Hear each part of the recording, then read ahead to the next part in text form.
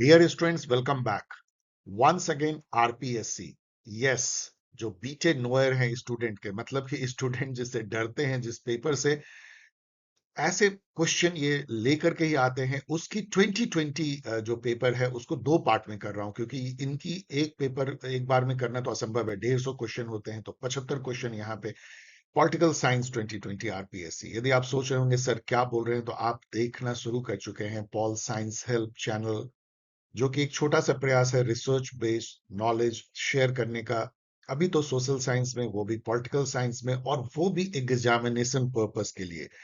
इसकी सबसे जो लोकप्रिय सीरीज है वन ऑफ दी, वो है past year paper analysis of different competitive exam. आज हम चर्चा कर रहे हैं आरपीएससी, राजस्थान की public service commission assistant professor exam 2020 के पेपर को। चलिए करते हैं शुरुआत with lots of analysis, explanation and additional information. Let us begin. इससे पहले कि क्वेश्चन आंसर का दौर करें शुरू, आपको जानना चाहिए और मुझे बताना चाहिए कि यदि आप जून 2026 साइकिल की दे रहे हैं पॉलिटिकल साइंस या आईआर फर्स्ट टाइम, आपको पता होना चाहिए कि आईआर के लिए सेपरेट बैच चल रही है। ऑफ कोर्स उसमें बहुत स्टूडेंट ने ज्वाइन ही नहीं किया और बहुत मुश्किल उस बैच को चलाने में हो रही है। मैं बहुत हैरान हूं कि कैसे स्टूडेंट उसको नहीं एक्सेप्ट कर रहे हैं, जबकि उसके लिए काफी डिमांड आई थी। पॉलिटिकल साइंस एज यूजुअल चल रहा है। यहाँ आपको मैं ये भी बताना चाहता हूँ कि पॉलिटिकल साइंस जो बैच है वो उतना ही इंपॉर्टेंट है सेट, असिस्टेंट प्रोफेसर, पीएससी +2, उन सब एग्जाम के लिए भी। यदि आप इसको ज्वाइन करना चाहते हैं, दोनों बैचेस में से किसी को अलग अलग या दोनों को भी ज्वाइन कर सकते हैं, जिसमें कि दोनों पेपर 1 पेपर 2 के मॉक्स कवर किए जाएंगे। ये भी जस्ट शुरू हुआ है, तो आप ज्वाइन कर सकते हैं। वैसे भी कभी भी ज्वाइन करें, आपको रिकॉर्डेड जो है सेशन मिलते हैं और लाइव, बिल्कुल आपके लिए एक्सक्लूसिव लाइव और ऑफलाइन भी आपको मॉक मिलते हैं। So you are losing nothing. कोई भी कभी भी ज्वाइन कर सकता है, इस टाइप का प्लेटफॉर्म है। You are not losing anything. यदि आप इसको ज्वाइन करना चाहते हैं, तो आप मेल कर सकते हैं अपनी detail, name, Telegram ID and mobile number and subject also, क्योंकि मल्टीपल सब्जेक्ट है, एट paulsciencehelp@paulsciencehelp.in। गौर से देखिए इस मेल आईडी को, बिल्कुल सही है, स्पेलिंग सही ढंग से।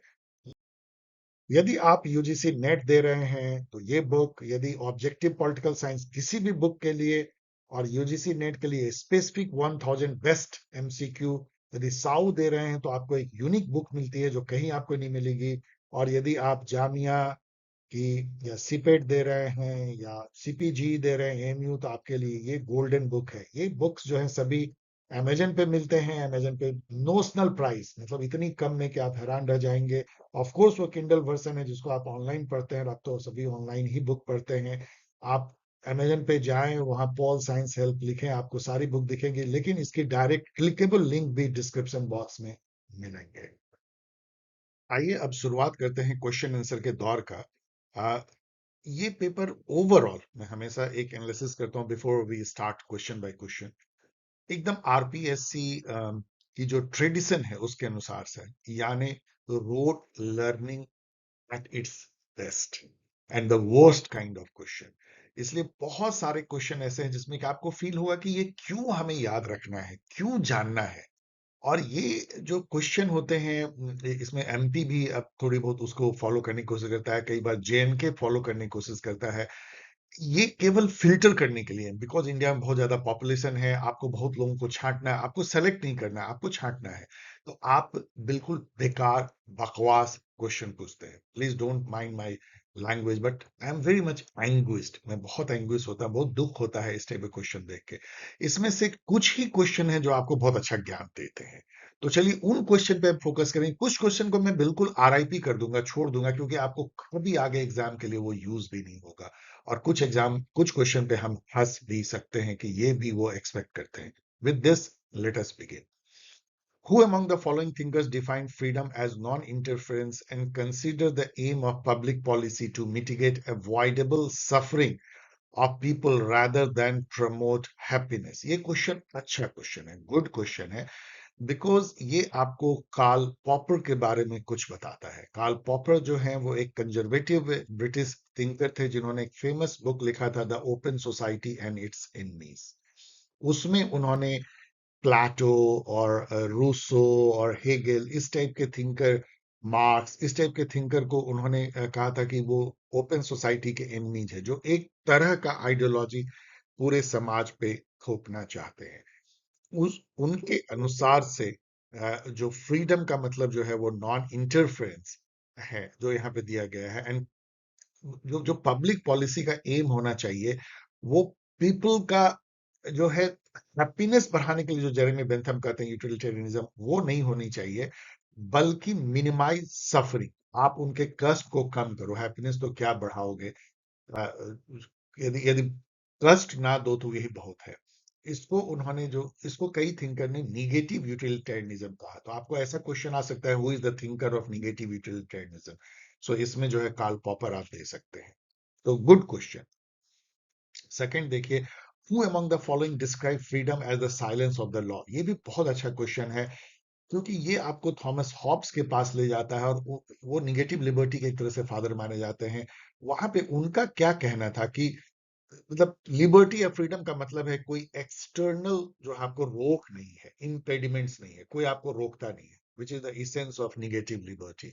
और कानून में जो कुछ है वो आप कर सकते हो, और जहां पे कानून चुप है वो भी आप कर सकते हो। कई जगह लोगों के पर्सनल लाइफ में कानून साइलेंट रहता है। आप घर में कैसे बिहेव करोगे, क्या आपके घर का ट्रेडिशन होगा, पति पत्नी के बीच का रिलेशन होगा, इन सब चीज पे कानून अधिकतर चुप रहता है। बाप बेटे का रिलेशन और ऑल भाई भाई, और वो समाज की परंपराओं के अनुसार चलता है। तो साइलेंस ऑफ द लॉ में भी आपको फ्रीडम है, या जो जो भी कानून में कुछ भी नहीं लिखा है, इसका मतलब आप फ्री हो वो करने के लिए, कोई एक्सटर्नल इम्पेडिमेंट नहीं है। Thomas Hobbes. यहाँ पे केट मिलेट दिखती हैं, इनको सेक्सुअल पॉलिटिक्स नाम के बुक के लिए जानिए।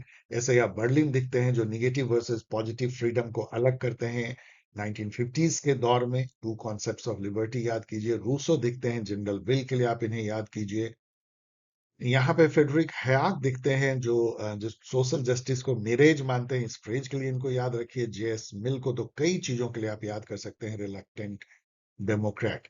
हेनरी सिडविक को भी पढ़िए, इनकी इनकी जो थॉट है और इनके जो कुछ बुक्स हैं वो भी देखने की कोशिश करें। थर्ड क्वेश्चन देखिए, who among the following castigated equality opportunity as tadpole philosophy. ये मजेदार क्वेश्चन है, और मैं इसको स्टार क्वेश्चन कहूंगा। दोनों भी स्टार क्वेश्चन थे। टैडपोल फिलॉसफी क्या होता है? टैडपोल जो है वो फ्रॉग के बच्चे को कहते हैं, लेकिन वो देखने में फ्रॉग जैसे नहीं होते, वो अलग कीड़े जैसे होते हैं। उसमें से कुछ ही, यदि सैकड़ों जो है पॉन्ड में टैडपोल पनपते हैं, लेकिन उसमें से कुछ दर्जन ही फ्रॉग बन पाते हैं, बाकी मर जाते हैं। आप देखोगे टैडपोल जो है वो एक दूसरे के ऊपर ही चढ़ते हैं, एक दूसरे को ही एक तरह से धक्का देते हैं। टैडपोल फिलॉसफी वही समाज में जो है ये कहने वाले आर एच तवानी है। टॉनी जो है उन्होंने बुक लिखा था 1938 में, इक्वालिटी, जरूर जानिए इसको। उसमें उन्होंने कहा था कि ये जो इक्वालिटी ऑफ अपॉर्चुनिटी है, फॉर्मल इक्वालिटी, कि हम सबको बराबर मौका देते हैं, बिना ये कंसिडर किए हुए कि उनकी बैकग्राउंड इनइक्वालिटी क्या है, इंडोमेंट्स क्या है, कौन गरीब घर में पैदा हुआ है, कौन अमीर, कौन किस कास्ट, रिलीजन, कलर। इस तरह में तो आप जानते हो कितना आप अलग अलग हो जाते हो, मतलब कितनी अनइक्वल आप शुरू में ही हो जाते हो। तो फिर क्या इक्वल अपॉर्चुनिटी? यदि आपने बैकग्राउंड इनइक्वलिटी को ध्यान में नहीं रखा, तो आप इक्वलिटी की बात करोगे, इक्विटी की नहीं। इक्विटी की नहीं। तो इक्विटी और इक्वलिटी में फर्क है। चलिए, मैं अभी एक्सप्लेन नहीं कर रहा हूं, आप समझ लीजिएगा, नेट पे पढ़ लीजिएगा। इक्विटी रिक्वायर्स कि unequal should be treated unequally, जो कहते हैं एरिस्टोटल, ना कि unequal should also be treated equally. वो इक्वालिटी अपॉर्चुनिटी है। That is tadpole philosophy. मतलब आप जो है समाज में सबको कहते हो कि आगे बढ़ो, लेकिन उसमें से कुछ ही लोग आगे बढ़ पाते हैं, बाकी लोग जो है टैडपोल की तरह जो है मर जाते हैं। सो एक तरह से वो डिराइड करते हैं equality opportunity, formal equality opportunity को, बिना बैकग्राउंड इनइक्वालिटी को कंपनसेट किए हुए, जिसको वो सब्सटैंटिव इक्वालिटी कहते हैं। Who among the following has given argument that any theory of justice which is silent about the inequalities within the family is an incomplete one? ये भी बहुत ही अच्छा क्वेश्चन है। यहाँ पे आपको फेमिनिस्ट पर्सपेक्टिव ऑफ जो जस्टिस पे ये ले जाते हैं, और उसकी सबसे बड़ी थिंकर, यदि एक थिंकर आप फेमिनिस्ट पर्सपेक्टिव ऑफ जस्टिस पे याद करना हो, तो वो सुजान मिलर ओकिन है। उनकी जो बुक है gender justice, gender and family, इसको जरूर याद रखिए। जिन्होंने कि रॉल्स के जो थ्योरी ऑफ जस्टिस है उसको भी डिराइड किया था, उसको भी क्रिटिसाइज किया था, क्योंकि वो प्राइवेट और पब्लिक विजन फर्क करती है। फैमिली में रॉल्सियन जस्टिस नहीं इंटर कर पाता है। तो यदि फैमिली में जस्टिस नहीं है तो वो थ्योरी ऑफ जस्टिस नहीं है। यहाँ पे फेडरिक हयाक दिखते हैं, चलो उनको तो मैंने देख लिया है। लिबर्टेरियन थिंकर मार्था नॉसबॉम दिखती हैं, जो कैपेबिलिटी अप्रोच के लिए जानी जाती हैं। प्रोफेसर अमृता सेन के साथ में, और सीबी मैकफर्सन दिखते हैं, जो पॉजिटिव इंडिविजुअलिज्म इस कॉन्सेप्ट के लिए जाने जाते हैं, थोड़े से मार्क्सिस्ट कैनेडियन।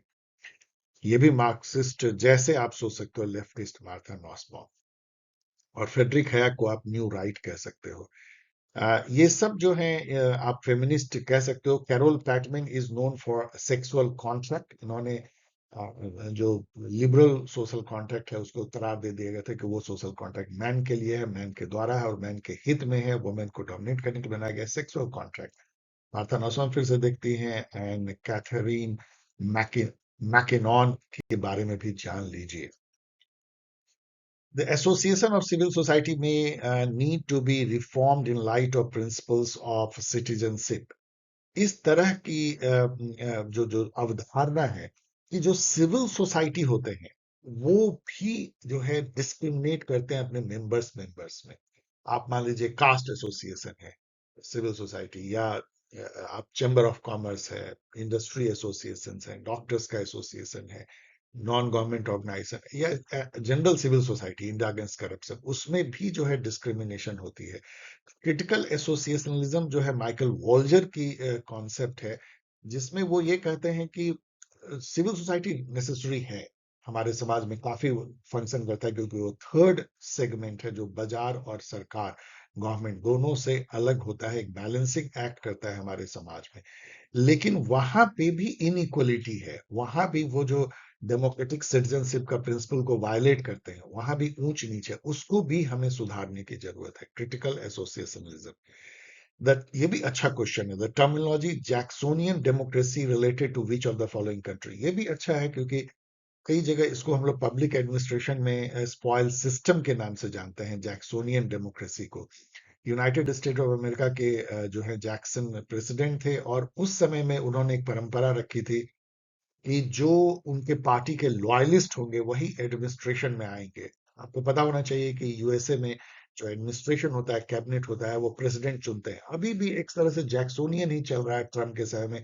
सारे उनके पिट्ठू, उनके लॉयलिस्ट या उनके साइको फैंस जो है, चापलूस, वो उनके इर्द गिर्द हैं। They are not very good people in my view, Peter Hacks जैसे लोग एंड रूबियो जैसे, लेकिन वो घिरे हुए हैं क्योंकि वो ट्रम्प को अपना देवता मानते हैं। उसी टाइप की जो है जैक्सोनियन डेमोक्रेसी भी थी, और उसका बहुत बुरा परिणाम हुआ था। वहां पे एक प्रेसिडेंट थे, गारफील्ड, चेक कर लीजिएगा, उनकी हत्या हो गई थी स्पॉइल सिस्टम के चलते, जो है उसको आप आगे पढ़ सकते हैं। तो जैक्सोनियन डेमोक्रेसी जो है यूएसए से रिलेटेड है, मतलब जिसमें कि पार्टी लॉयलिस्ट को अच्छे पोस्ट कैबिनेट में, एडमिनिस्ट्रेशन में, सरकार में दिए जाते हैं।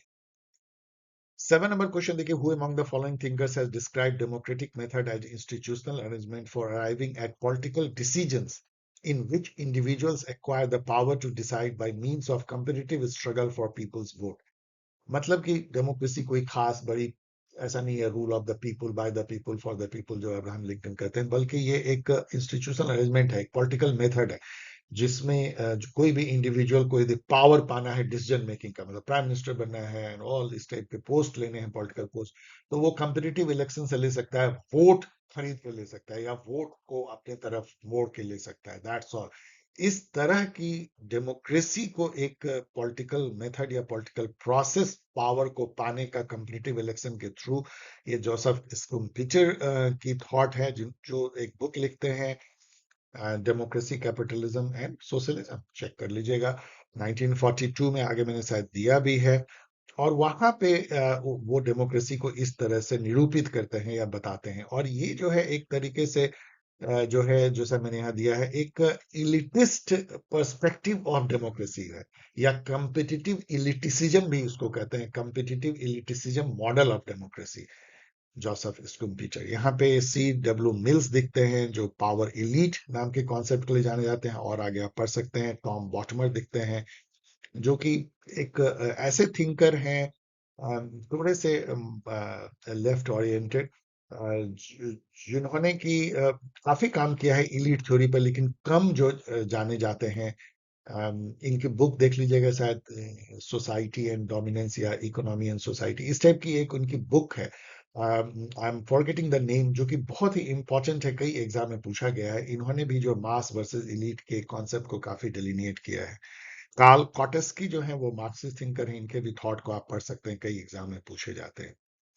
यहाँ पे देखिए, who among the following thinkers recommend socialist pluralism by which he means democratising the state. मतलब आपको पता है कि सोशलिज्म, जो मार्क्सिस्ट सोशलिज्म जो रसिया में आया है, जो ईस्टर्न यूरोप में, वहाँ एक ही पार्टी होती थी, चाइना में भी, लेकिन वो डेमोक्रेटिक सेंट्रलाइजेशन के कॉन्सेप्ट लेनिन का जो था उस पर बेस्ड था कि ठीक है, यहाँ तो एक पार्टी होगी सेंटर में, लेकिन जैसे जैसे हम नीचे जाएंगे तो काफी ज्यादा डाइवर्सिटी और काफी ज्यादा प्लूरलिज्म होगी, जहां से ट्रेड यूनियन एक फैक्ट्री में अपना लीडर चुने, बहुत सारे फैक्ट्री के लीडर, फिर सुपर लीडर चुने, बहुत सारे सुपर लीडर मिलके डिस्ट्रिक्ट लेवल का, फिर स्टेट लेवल का, हर जगह डिसेंट्रलाइजेशन है, ऊपर जाकर के सेंट्रलाइजेशन है, डेमोक्रेटिक डिसेंट्रलाइजेशन या डेमोक्रेटिक सेंट्रलाइजेशन को आप कह सकते हो। उसी टाइप की बात जो है सोशलिस्ट प्लूरलिज्म के बाद जो है पोलेंजा कहते हैं, निकोएस पोलेंजा। निकोएस पोलेंजा जो है जाने जाते हैं structural perspective on capitalist state के लिए, और इनकी बहुत फेमस डिबेट है राल्फ मिलीबैंड के साथ में, instrumentalist perspective of capitalist state versus structural perspective of capitalist state. Structural Marxism के जो गुरु हैं, फादर हैं, वो तो लुई अल्थुजर हैं, लेकिन निकोलस पोलेंजा ने रिलेटिव ऑटोनॉमी जो कॉन्सेप्ट है स्ट्रक्चरल मार्क्सिज्म का, उस पर सबसे ज्यादा काम किया है। यदि स्ट्रक्चरल मार्क्सिज्म के रिलेटिव ऑटोनॉमी के चीफ थिंकर का नाम आए तो आप निकोलस पोलेंजा को याद कर सकते हैं। इनकी जो बुक है political power and social classes, इसको जरूर याद रखिए, and plural centres of power within socialism, इनकी कॉन्सेप्ट है सोशलिस्ट प्लूरलिज्म। अच्छे क्वेश्चन। यहाँ जोसिया कोहेन दिखते हैं, जो कि जो डेमोक्रेटिक जो डेलिब्रेशंस होती है, डेलिब्रेटिव डेमोक्रेसी, उसके लिए जाने जाते हैं। एंटोनियो ग्रेमेस्सी हैं जो अपने कल्चरल हेजेमनी कॉन्सेप्ट के लिए जाने जाते हैं। जूलियस नेरर जो हैं वो प्रेसिडेंट थे किसके, तंजानिया के, चेक कर लीजिएगा, कोल्ड वॉर के टाइम में, very famous leader. Which of the following is not a feature of euro communism. Euro communism, Europe में जो यूरोप में जो कम्युनिज्म है वो मार्क्सिस्ट कम्युनिज्म से अलग डेवलप हुआ। वहां पे मल्टी पार्टी डेमोक्रेसी को एक्सेप्ट किया गया, सिंगल पार्टी को वहां नहीं माना गया, जो कि ईस्टर्न रसिया एंड अदर्स में थी। डिक्टेटरशिप ऑफ प्रोलेटेरिएट को भी उन्होंने नहीं माना, और उनका जो है बेसिकली डेमोक्रेटिक सोशलिज्म की तरफ था, झुकाव civil liberties, parliamentary method, trade union. तो यहाँ पे जो है ये सही है, ये भी सही है कि रिजेक्ट कर देती है डिक्टेटरशिप प्रोलेटेरिएट को, मल्टी पार्टी सिस्टम, लेकिन ट्रेड यूनियन को वो रिजेक्ट नहीं करती, इसलिए यही सही ऑप्शन है। अच्छा question, star question. Who among the following coined the term deliberative democracy. तो ये अच्छा क्वेश्चन है, ये कई जगह मैंने देखा है आजकल। वैसे डेलिबरेटिव डेमोक्रेसी के सबसे बड़े जो थिंकर हैं वो हुर्गन हैबरमास हैं, जिसको हम लोग लिखते हैं जुर्गन हैबरमास, लेकिन पढ़ते हैं हुर्गन हैबरमास, फ्रैंकफर्ट स्कूल के सेकंड जनरेशन के प्रोमिनेंट थिंकर। लेकिन डेलिबरेटिव डेमोक्रेसी को यदि एक थिंकर ने क्वाइन किया, यदि एका है लोगों में, तो वो है जोसेफ बेसेट। जोसेफ बेसेट ने एक आर्टिकल लिखा था, deliberative democracy the majority principal in Republican government, उसमें 1980 में, उसमें उन्होंने क्वाइन किया था deliberative democracy. Star question again. तो अभी आप देख रहे हो कि ये स्टार क्वेश्चन का दौर है, वेरी गुड क्वेश्चन, लेकिन बाद में चल के ये काफी फाल्टर किए और बेकार के क्वेश्चन भी उन्होंने पूछे हैं इसी पेपर में, कई को हम लोग छोड़ देंगे। Who among the following is the author of the book The Revolt of the Masses? ये भी बहुत अच्छा क्वेश्चन है, क्योंकि ये बुक थोड़ी छिपी हुई है। ये लिखा है जोसे ऑर्टेगा ये गैसेट। क्या ये इटली के हैं? चेक कर लीजिएगा, लगता तो है। अधिकतर जो इलीट थ्योरी के थिंकर हैं वो इटली से आते हैं, साउथ वेस्ट यूरोप से। Revolt of the masses, revolt of the message में वो क्या कहते हैं? बेसिकली वो एक तरह से डेराइड करते हैं गैसेट कि जो मास मैन है, जो बिल्कुल पढ़ा लिखा कम है, जैसे अभी इंडिया में देखें व्हाट्सएप यूनिवर्सिटी पे चलता है, सोशल मीडिया के द्वारा गाइडेड होता है, पढ़ने लिखने की क्षमता भी कम है, इंटेलेक्चुअल कैपेसिटी कम है, लेकिन वो जो है मेजोरिटी में है, तो उसकी ही जो आप कह सकते हैं जो छिछला नॉलेज है वही पब्लिक डिस्कोर्स में आगे बढ़ जाता है। नेता उसी मास मैन को फॉलो करने लगते हैं क्योंकि उससे उनको वोट मिलता है। और जो माइनॉरिटी में जो पढ़े लिखे लोग होते हैं, समझदार होते हैं, वो समाज में कहीं जो है उपेक्षित हो जाते हैं और समाज जो है पतन की तरफ जाता है, नीचे जाता है। इस तरह की बातें वो रिवोल्ट ऑफ द मासेस में करते हैं। तो इलीट थ्योरी के वो थिंकर हैं, उनका मानना है कि जो माइनॉरिटी है, जो जेएस मिल भी कहते हैं, जो बहुत कम होते हैं समाज में, उनको आपको वैल्यू देना पड़ेगा क्योंकि उससे चलती है। यूएस जो है जब ताकतवर बना तो उसने वही काम किया कि जैसे अल्बर्ट आइंस्टीन जैसे लोग या आना आरेंट जैसे लोग जो जूइस थे, जो भाग के आए थे, जो एब्जेक्ट माइनॉरिटी में थे, यूरोप के बड़े बड़े थिंकर साइंटिस्ट जो भाग के आए थे यूरोप से कसमसाते हुए सिस्टम में, उन माइनॉरिटी को उन्होंने वैल्यू दिया, उनको स्पेस दिया, उनको इनोवेशन करने की एक अच्छा माहौल दिया, इसलिए अमेरिका ग्रेट बना। आज की जो अमेरिका है वो रिवोल्ट ऑफ द मासेस पे जा रही है। क्योंकि आपको लगता है कि आप पीछे रह गए हो, बाहर से आके लोग इंडिया से, चाइना से, साउथ अफ्रीका से आपके यहाँ अमीर बन गए हैं क्योंकि उन्होंने अच्छे पदवी लिए, अच्छे इनोवेट किए, अच्छे टेक्नोलॉजी उन्होंने निकाला। तो अब आप पीछे रह गए हो, तो आप कंट्री को ही पीछे ले जाना चाहते हो ट्रम्प टाइप के लीडर के through. The make America great again, उसका मतलब ये होता है कि अमेरिका फॉर अमेरिकन, मतलब हम उसी टाइप की कंट्री बन जाएंगे जैसे कोई भी ऑर्डिनरी कंट्री होता है जो सन ऑफ द सॉइल की बात करता है, और फिर वो पतन के रास्ते पे ही जाएगा। अल्टीमेटली जो है क्या होगी, आप ऊपर नहीं जाओगे, आप नीचे जाओगे। तो वही बात जो है जोसे ऑर्टेगा अपनी रिवोल्ट ऑफ द मासेस में कहते हैं। यहाँ पे आपको विल्फ्रेड पैरेटो दिखते हैं जो जाने जाते हैं सर्कुलेशन ऑफ इलीट के लिए। Lion and fox, elite lion and fox का कैरेक्टर रखते हैं। गैटिनो मुस्का दिखते हैं जो रूलिंग क्लास नाम के बुक के लिए जाने जाते हैं। पॉलिटिकल फार्मूला नाम के कॉन्सेप्ट के लिए जाने जाते हैं। रॉबर्ट माइकल दिखते हैं आयरन लॉ ऑफ ओलिगार्ची। ये चलिए यहाँ देखते हैं 12 नंबर क्वेश्चन। सो इसका सही आंसर है Jose Ortega. Which of the following scholar consider the thought of John Rawl as Gladstonian and Spencerian? ये भी स्टार क्वेश्चन है। ये थिंकर है ब्रायन बैरी। यहाँ स्पेलिंग थोड़ा गलत है, बैरी है बीए। इनकी ब्रायन बैरी की बहुत सारी बुक आप जरूर देखिएगा।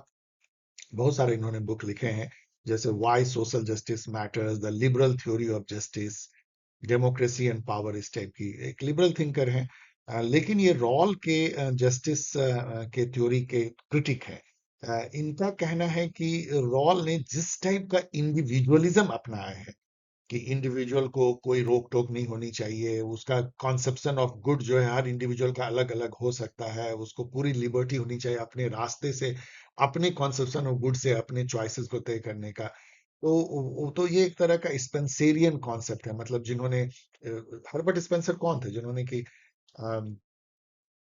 डार्विन का जो सिद्धांत था उसको एक नया रूप दिया, क्वाइन किया उन्होंने, सर्वाइवल ऑफ द फिटेस्ट, कि जो जो नेचर में सबसे फिट स्पेसीज होगा या जो इंडिविजुअल होगा वही सरवाइव करेगा, बाकी सरवाइव नहीं करेंगे। सर्वाइवल ऑफ द फिटेस्ट, उसको इवन कल्चर और सोसाइटी में लाया गया कि जो सबसे फिट कल्चर है, सिविलाइजेशन है, वो सरवाइव करेगा, बाकी मर जाएंगे। तो that is another kind of very very bad kind of concept. मतलब सिविलाइजेशन को भी ऊपर नीचे करने की कोशिश की गई डार्विन के सर्वाइवल ऑफ द फिटेस्ट को।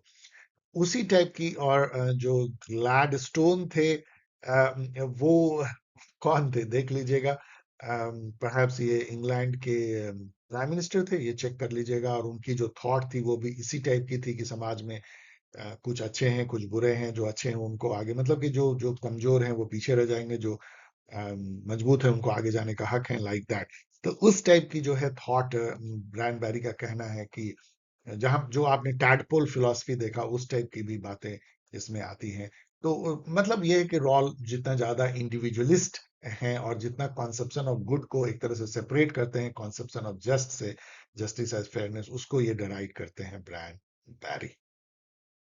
यहाँ पे रॉबर्ट नॉजिक दिखते हैं जो जरूर जान लीजिए, लिबर्टेरियन थिंकर है, सबसे फेमस लिबर्टेरियन थिंकर, जो कि अपने जस्ट थ्योरी ऑफ जस्टिस, जो इंटाइटलमेंट थ्योरी ऑफ जस्टिस कहलाती है, उसके लिए जाने जाते हैं।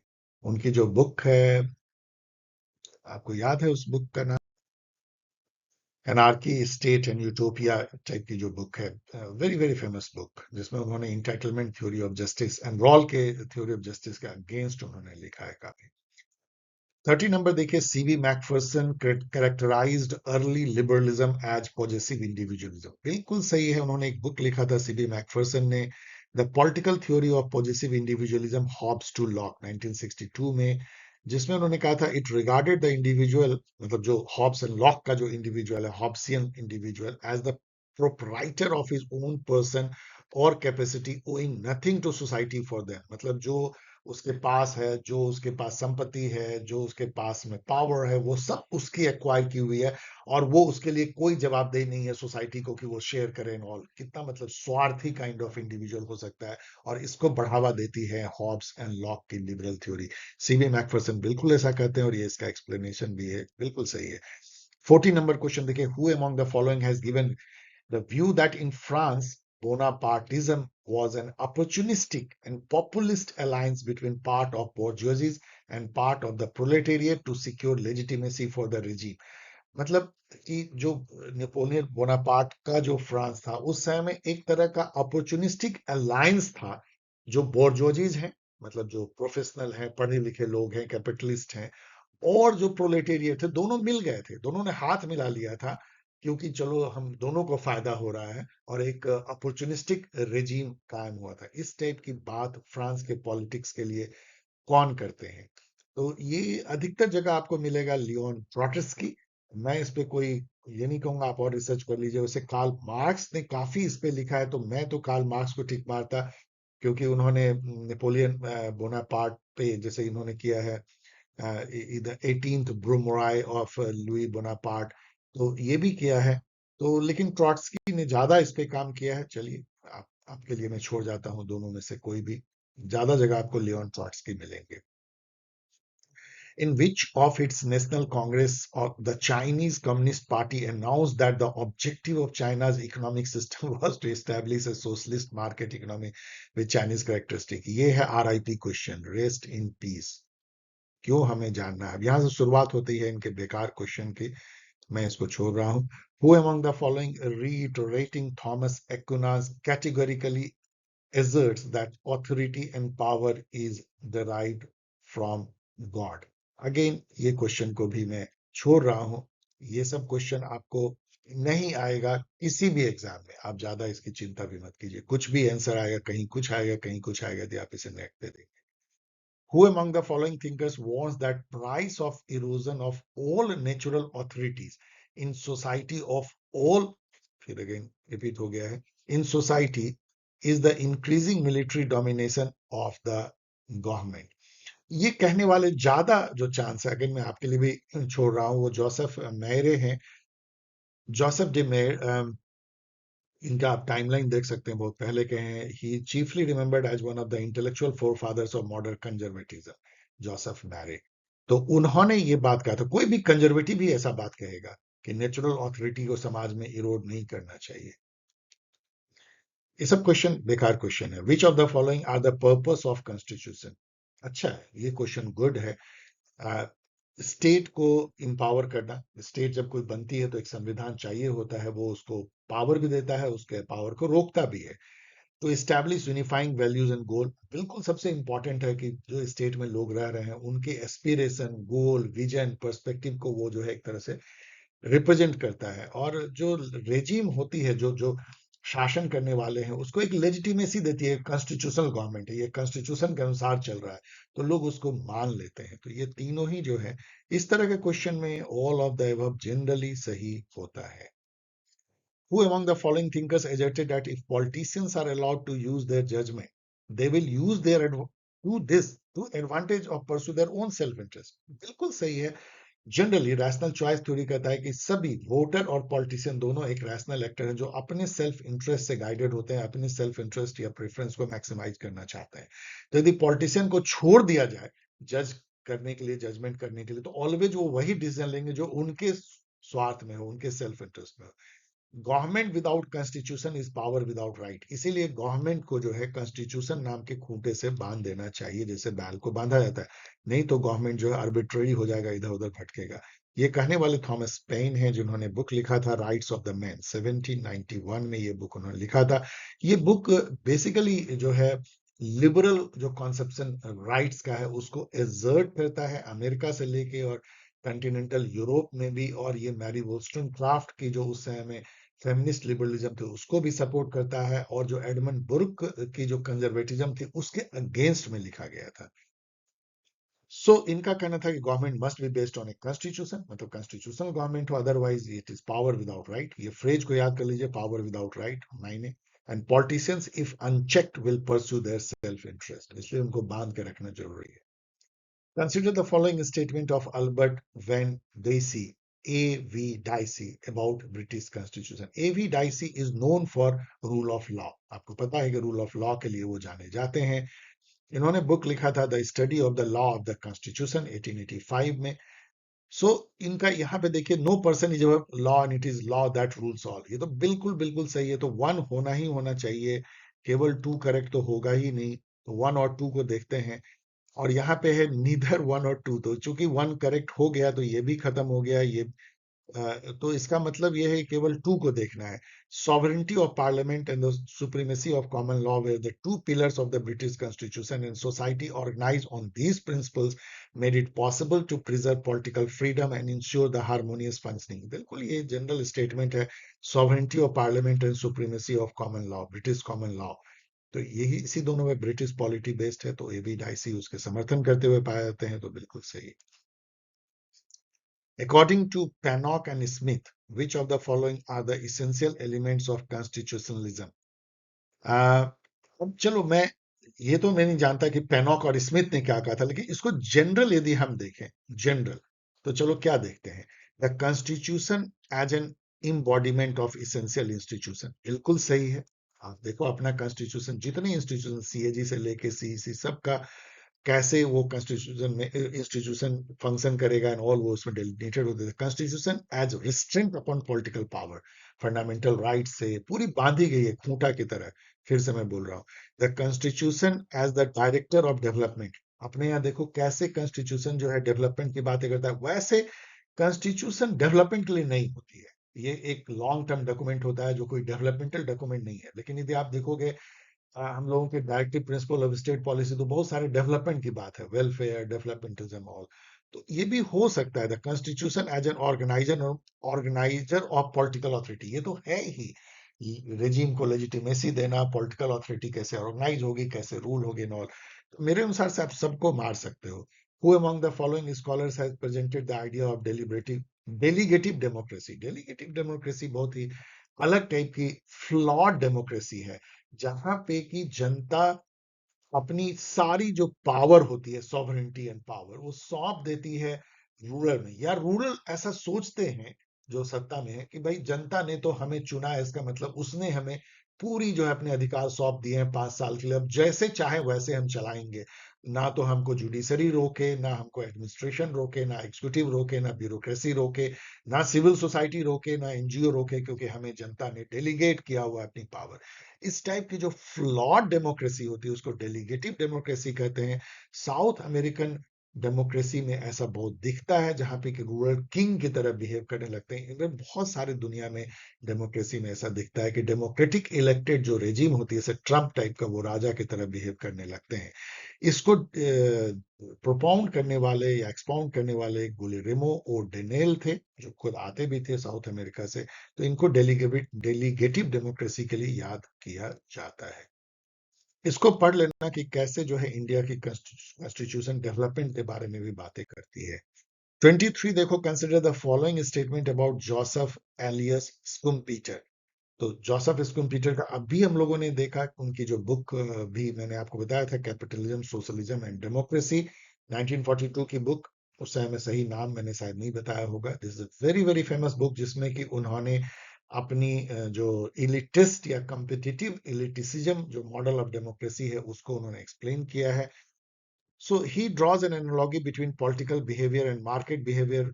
उनका मानना है कि पॉलिटिक्स एक मार्केट बिहेवियर की तरह बिहेव करता है, जहां पे कि लीडर जो है, पॉलिटिकल लीडर जो है, वो वोट के खरीदार हैं, और जो जनता है वो वोट को बेचने वाले सेलर हैं।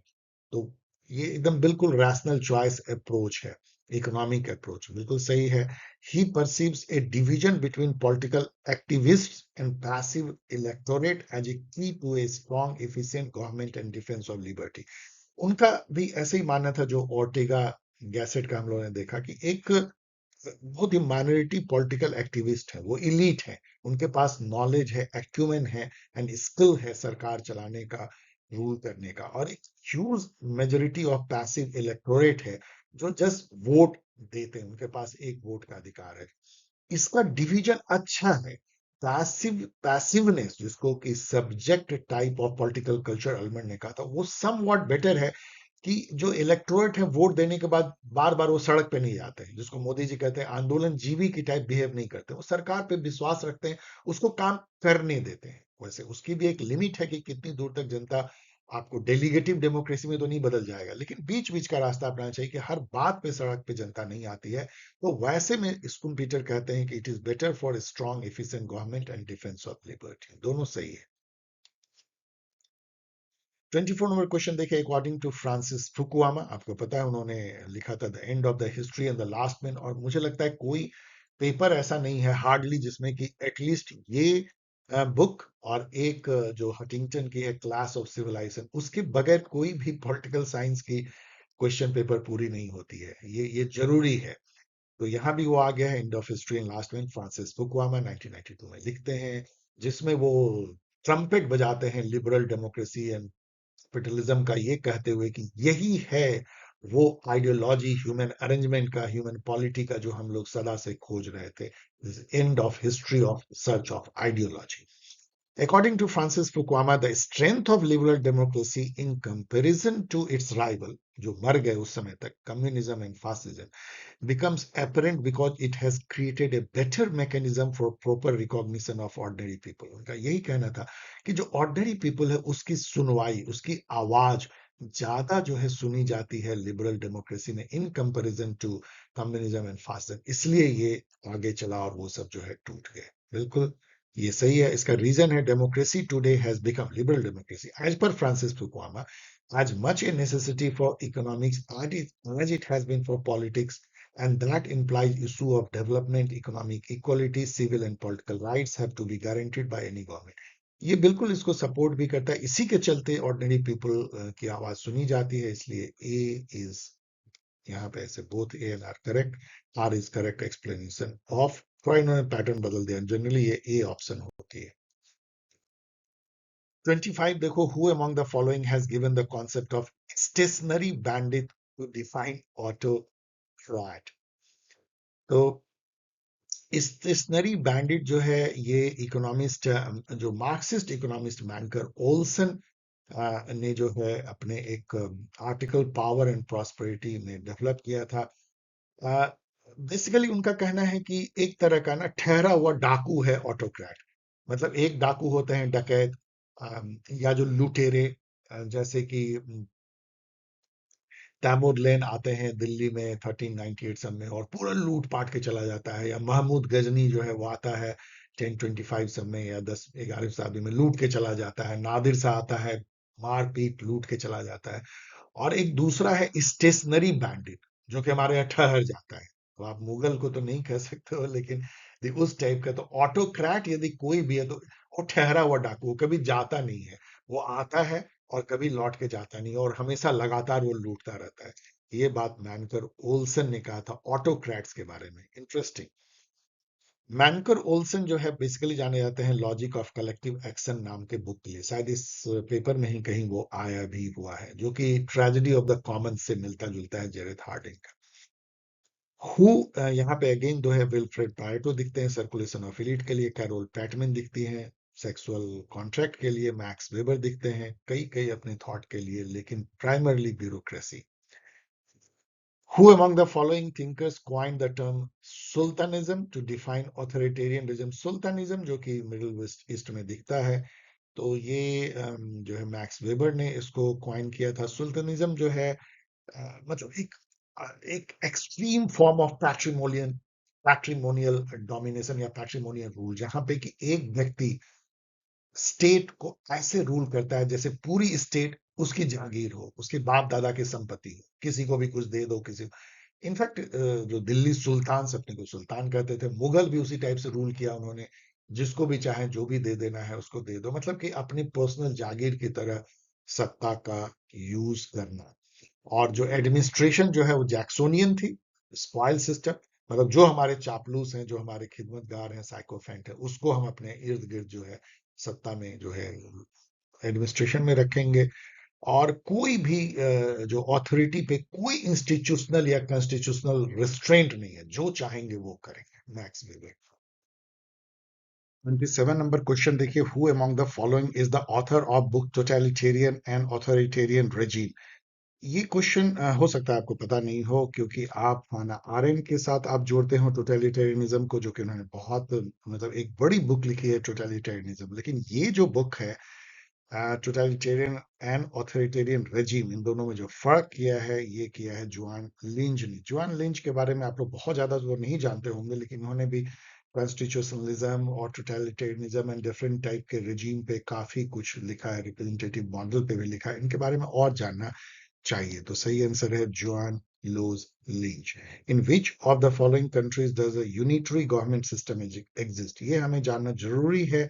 मेजर कंट्री जो 20-25 हैं दुनिया में, उसमें से कौन फेडरल है और कौन यूनिटरी है। जैसे इंग्लैंड यूनिटरी है, फ्रांस, मुझे लगता है फ्रांस भी यूनिटरी है, लेकिन जैसे जर्मनी है, कनाडा है, Sweden, Sweden, Finland, I think Sweden, Finland, Norway, तीनों जो है यूनिटरी हैं, मुझे ऐसा लगता है। चलिए, मैं अभी मेमोरी से बोल रहा हूँ, इसका सही आंसर ये, लेकिन आप चेक कर लीजिएगा। जर्मनी डेफिनेटली एक फेडरल कंट्री है, just like India, Canada, Australia, USA, like that.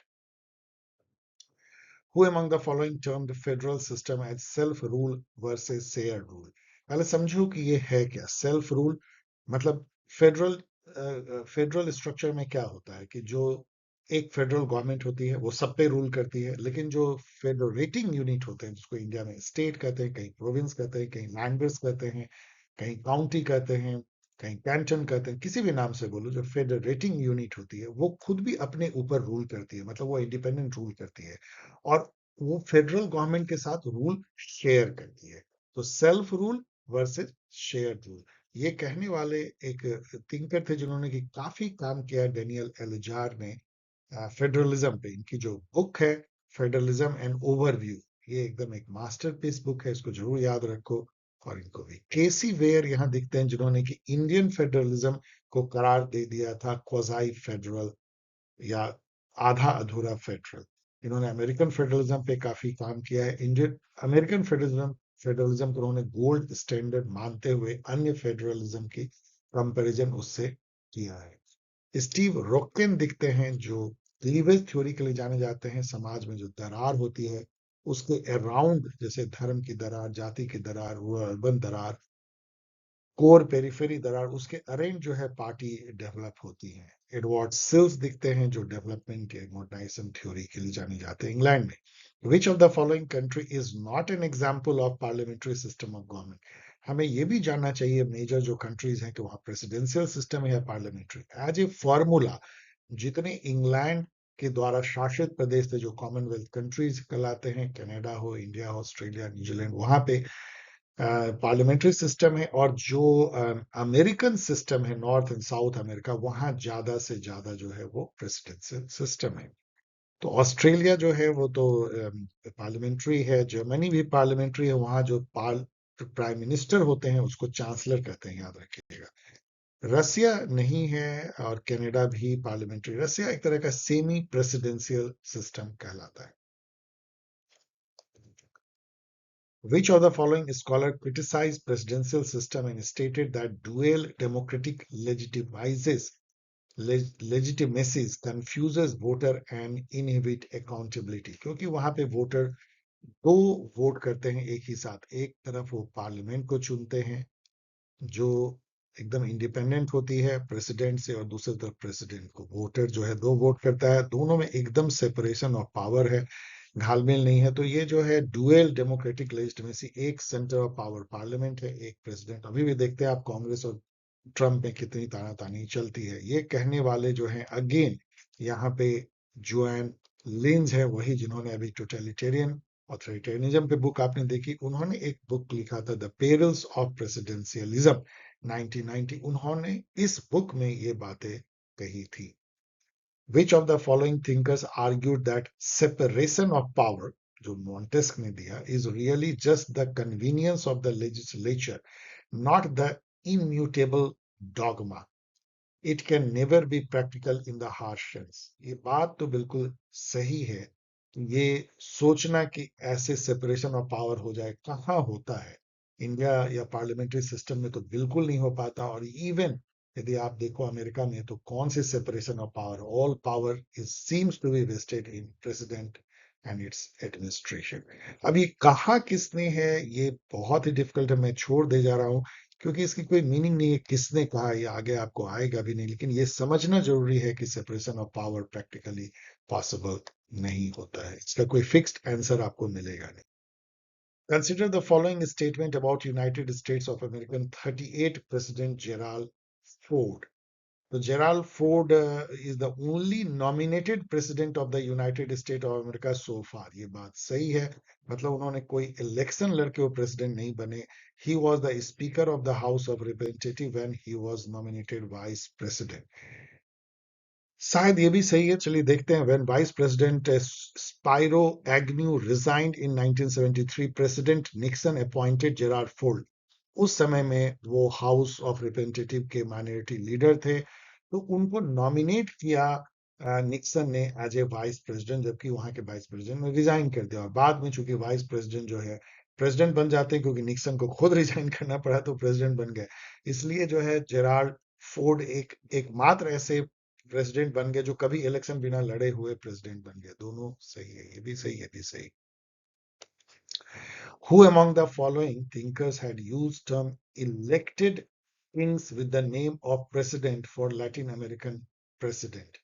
अब अगेन यहाँ पे आप देखोगे तो साइमन बोलिवर जो है वो साउदर्न अमेरिका के लिखते हैं, तो I will go with this. लेकिन एक्चुअली इसका भी आंसर जो है ये वेरी करता है, कहीं पे ये भी है, तो इसलिए इसको भी मैं क्वेश्चन मार्क कर रहा हूँ। बट ये चीज समझने की है कि क्यों जो है इलेक्टेड किंग जो है डेमोक्रेटिक प्रेसिडेंट को कहा जाता है, क्योंकि they behave like king. Some time it is good that they behave like king, ये भी सैमन बोलिवर जैसे थिंकर का कहना है, क्योंकि वो डिसीजन ले पाते हैं। अदरवाइज वहां डेमोक्रेसी की जड़ें इतनी गहरी नहीं है, तो वहां पे एक डोल्ड्रम की सिचुएशन रहेगी यदि ट्रू डेमोक्रेसी आए तो। यदि किंग की तरह कोई, यदि बेनिफोलेंट किंग की तरह कोई, यदि फिलोसफर किंग जैसा कोई हो तो अच्छा भी हो सकता है। The more influence the opposition has over policy making in a parliament system is referred by Arnold Liz Liz कैसे उसको प्रोनाउंस करोगे? पी बीच में आके सब गड़बड़ करता है, तो पी को यदि गायब कर दे तो लिजार्ड, लिजहा, लिजहा, तो आरएन लिजहा। तो आरएन लिजहा ने जो है, जो कि कंसोसिएशनलिज्म के लिए जाने जाते हैं, पावर शेयरिंग के लिए जाने जाते हैं, तो यदि शेयरिंग ऑफ पावर कोई टर्म है तो आप एरन लिज, अब देखिए हिंदी में इन्होंने लिख दिया है लिज फाट, मैं भी इसको लिज फाट ही पढ़ता हूं, तो चलो लिज फाट आप कह लो। तो एरन लिजफार्ड जो है शेयरिंग ऑफ पावर के लिए जाने जाते हैं। तो अपोजिशन को एक तरह का वीटो पावर जब मिल जाता है तो उसको पावर शेयरिंग कहते हैं, कंसोसिएशनलिज्म कहते हैं, जहां पे कि मेजोरिटेरियनिज्म नहीं चल पाता है। जैसे बेल्जियम जैसी कंट्री जो है, या लेबनान जैसी कंट्री, जहां मान लो आप ऐसे समझो कि यदि 60% जो है एक पॉपुलेशन है, 40% दूसरी पॉपुलेशन है, या ऐसा कह लो, तो वैसे में आप कैसे जो है रूल करोगे मेजोरिटेरियनिज्म? तो आपको पावर शेयर करनी पड़ेगी, तो वहां जो माइनॉरिटी है उसको वीटो पावर होता है। आर्नेट आरएन लिस्फर्ड, कंसोसिएशनलिज्म। इन्होंने जो बुक लिखा है the politics of accommodation, patterns of democracy, democracy in plural society, सभी वही है, कंसोसिएशनलिज्म के लिए जाने जाते हैं। Consider the following sharing of power. Consider the following statement about legislatures. Sansad, legislature. Legislatures are forum for debate and reasoned consideration of the diverse viewpoint they embrace. एकदम सही है, विचारिक मंत्र है, जहाँ मंच है, बहस के लिए मंच है, आज भी हो रही है। Their internal working are supposed to be subject to monitoring from outside actor.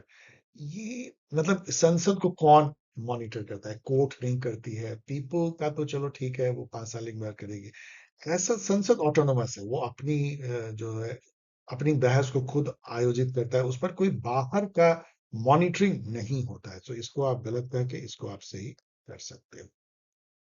The class is the basis of representation in the upper chamber of its legislature in which of the following country? The class is the basis of representation.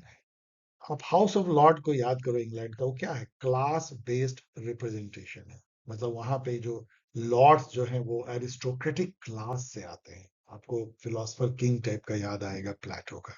So United kingdom का जो house of Lords है। Which of the following thinker reconciled judicial review with democratic theory and called it counter majoritarian difficulty? Again ये किसने कहा है, ये तो बहुत वेरी करता है। कई जगह अलेक्जेंडर माइकल है और मैं उनके साथ मान लो चला जाता हूँ, क्वेश्चन मार्क हो जाता हूँ। लेकिन ये समझो ये क्या है। ये वैसे यहाँ पे अलेक्जेंडर बेकल है तो इसको मान लो। ये बेसिकली ये है कि जो जुडिशियल रिव्यू क्या है? कोर्ट पार्लियामेंट के एक्ट को रिव्यू करता है कि कॉन्स्टिट्यूशन के अनुसार है कि नहीं। ये कई जगह बहुत प्रॉब्लमेटिक है, क्योंकि जुडिशरी अनइलेक्टेड होती है। तो इलेक्टेड जो हाउस है, जो रिप्रेजेंटेटिव की हाउस है पार्लियामेंट, उसके विल को एक अनइलेक्टेड संस्था जो है वो रिव्यू करती है। तो ये कई कई बार डेमोक्रेसी पे ये चैलेंज भी है। लेकिन आपको ये भी पता है कि संसद जो है या पार्लियामेंट मेजोरिटेरियनिज्म से ग्रसित होती है। That is a problem with parliament. जिसकी मेजोरिटी होगी चलेगी, तो फिर माइनॉरिटी कहाँ जाएगा? यदि मेजोरिटी कोई एक्सेसेस करते हुए कोई एक्ट पास करा ले जो माइनॉरिटी के बिल्कुल हित में नहीं है, तो माइनॉरिटी को कोई पावर नहीं है वीटो करने का। ऐसे में केवल रक्षा करने के लिए अनइलेक्टेड जुडिशियरी ही उसके सामने आती है। इसलिए उसको काउंटर मेजोरिटेरियन डिफिकल्टी कहते हैं। 9 देखिए, who among the following scholars has given his view that in United States of America Supreme Court the political process of appointing judges ensured that the court acted in line with the party coalition that controlled the national government? पहले तो ये समझो कि USA में जजेस की appointment कैसे होती है। वहां प्रेसिडेंट नॉमिनेट करते हैं और उसको सीनेट जो है रेटिफाई करती है। अब जो नॉमिनेट प्रेसिडेंट करते हैं जनरली वो जिस पार्टी के होते हैं, वहां दो ही पार्टी है, एक डेमोक्रेटिक जो लिबरल है, कोई लेफ्ट सेंटर टू लेफ्ट, और एक जो है सेंटर टू राइट जो कंजर्वेटिव रिपब्लिकन पार्टी है। तो यदि प्रेसिडेंट रिपब्लिकन है तो वो कंजर्वेटिव माइंड के जजेस को अपॉइंट करते हैं। जजेस वहां फॉर लाइफ अपॉइंट होते हैं, जब तक वो मर ना जाए या खुद ही रिजाइन ना कर दें या कोई और तरीके से ना छोड़ दे, वो लाइफ लॉन्ग जजेस रहते हैं। ऐसे में जो है जजेस अपने पार्टी की लॉयल्टी से भी थोड़े बहुत बंधे हो जाते हैं इंस्टीट। तो वहां पे जो जजेज होते हैं सुप्रीम कोर्ट में, वो एकदम कानून के अनुसार फैसला नहीं करके अपनी जो पॉलिटिकल आइडियोलॉजी होती है उससे वो थोड़े, पब्लिक ओपिनियंस थोड़े गाइडेड ज्यादा हो जाते हैं। ये एक कमजोरी जो है यूएस जुडिशरी के, इसको कहने वाले जेफरी सेगल हैं। ऑफ कोर्स ये बहुत ही डिफिकल्ट क्वेश्चन है, लेकिन एक बार चलो जान लो। यहाँ पे रॉबर्ट डहल दिख रहे हैं जो पॉलियार्ची के लिए जाने जाते हैं।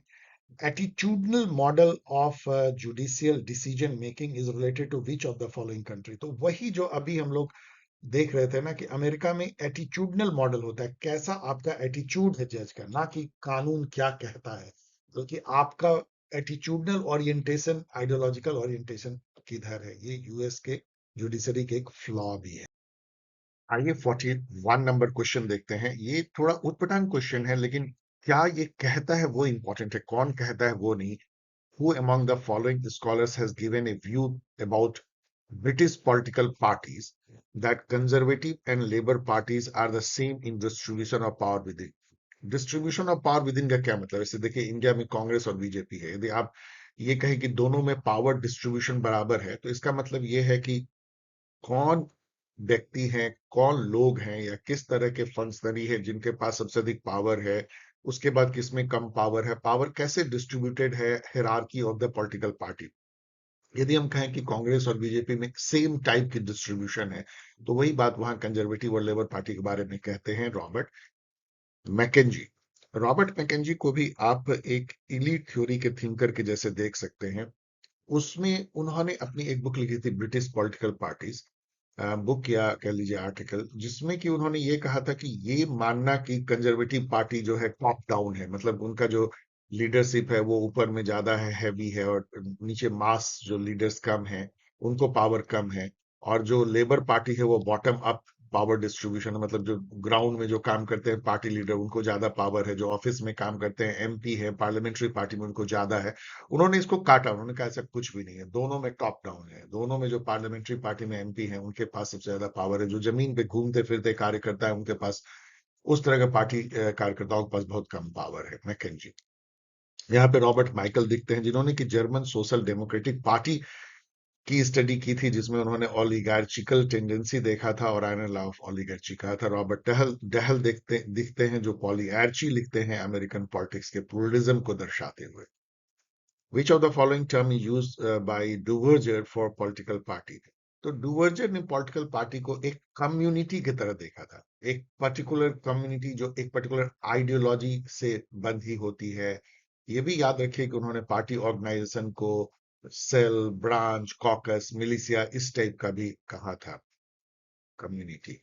Who among the following scholar called most political parties as catch-all party? अब ये तो मतलब एक लड्डू क्वेश्चन है इस डिफिकल्ट पेपर में। We all know Otto Heimer ने जो है ये कहा था। कैच ऑल पार्टी क्या होती है? जो इसका नाम है, एक ऐसी पार्टी जो पॉपुलेशन के हर सेगमेंट को अट्रैक्ट करने के लिए वो मीडियन आइडियोलॉजी रखती है, ना एक्सट्रीम राइट ना एक्सट्रीम लेफ्ट, या बीच बीच की लेबर जो एसोसिएशन उसको भी अट्रैक्ट करना, जो फार्मर एसोसिएशन उनको भी अट्रैक्ट करना, अदर जो सेगमेंट है स्टूडेंट उनको भी अट्रैक्ट करना, हाउस वाइफ उनको भी अट्रैक्ट करना, वर्किंग पीपल उनको भी, गिग वर्कर उनको भी, मतलब वो सभी को अट्रैक्ट करने की कोशिश करता है। ऐसा नहीं है कि हम कहेंगे कि हम बिजनेसमैन ट्रेडर को अट्रैक्ट कर रहे हैं, हायर कास्ट पीपल को अट्रैक्ट कर, no, catch all party. In fact all modern parties are normally catch all party.